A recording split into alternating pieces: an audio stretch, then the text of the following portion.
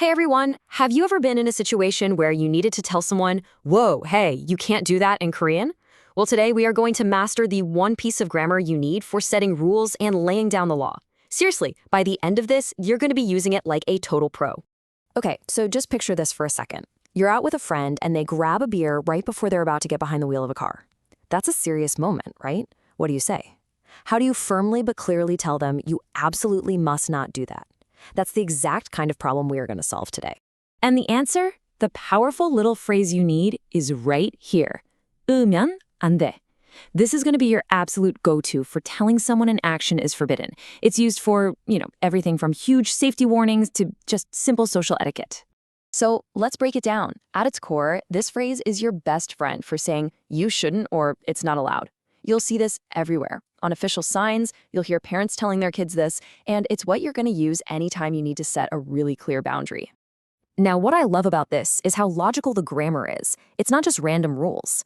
Let's take a look at 여기서 자면 안 돼, which means you shouldn't sleep here. It literally translates to here, 여기서, plus if you sleep, 자면, plus it's not okay, 안 돼. So the whole idea is just if you do this thing, it's not okay. Simple, right? Makes so much sense.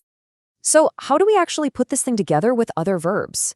Well, it all comes down to the verb stem. And luckily, there are only a couple of super simple rules to remember. Let's walk through them. Okay, rule number 1. If your verb stem ends in a vowel, like 가다, to go, all you do is drop the tie and attach 면 안 돼. That's it. So 가다 becomes 가면 안 돼. You shouldn't go. Super easy.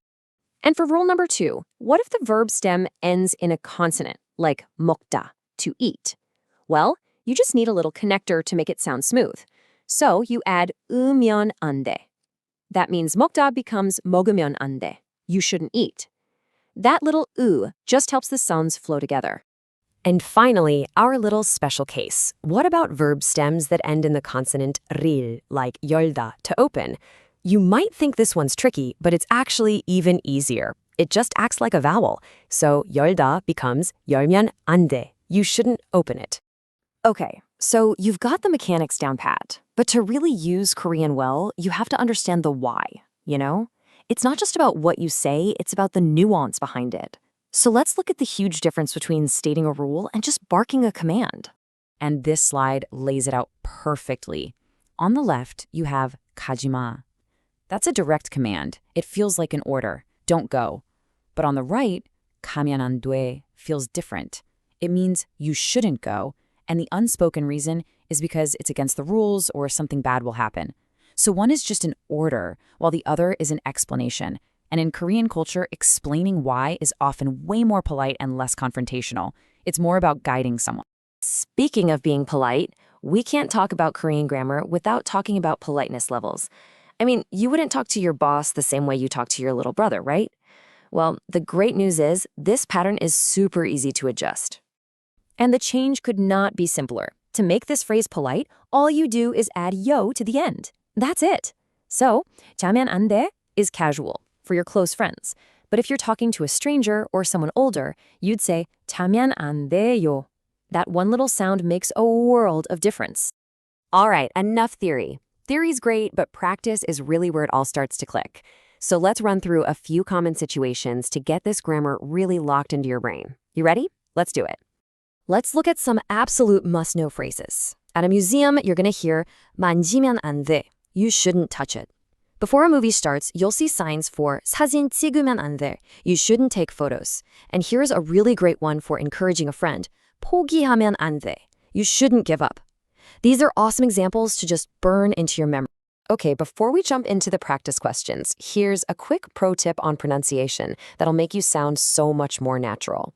The phrase 안 돼 isn't really two separate sounds. It all flows together and sounds more like 안 돼. All right, first challenge is on you. You're in a super quiet library and someone starts talking loudly. The verb for to make noise or to chatter is 떠들다. How would you tell them it's not allowed? I'll give you a second to think. And the answer is 떠들면 안 돼. Perfect! Because 떠들다 has that stem ending in 리을.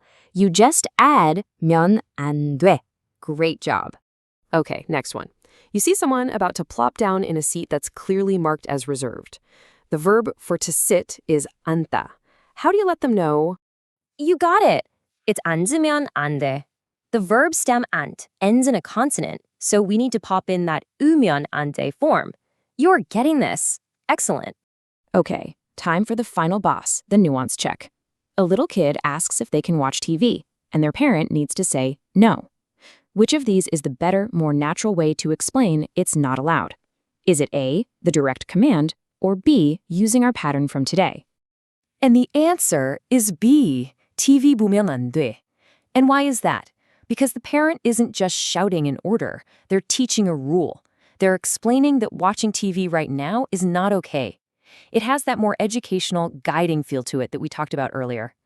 Whew, we have covered a lot of ground in a pretty short amount of time, so let's just pause for a second and boil it all down to the absolute key things you need to remember from today. Let's just quickly recap everything you mastered today. You now know that 으면 안 돼 is your go-to phrase for saying you shouldn't by stating a rule. You get its core logic. If you do X, it's not okay. And you know exactly how to build it for any verb. And, most importantly, you understand that crucial, subtle difference between explaining a rule and just giving a command. And of course, with a simple yo, you can do it all politely. So you now have this awesome power to create and enforce rules in Korean. So my final question for you is this. What's the most useful or maybe even the funniest rule you can think of using this grammar? Play around with it, have fun, and start putting this powerful pattern to use. You did a great job today. Thanks so much for diving into this with me.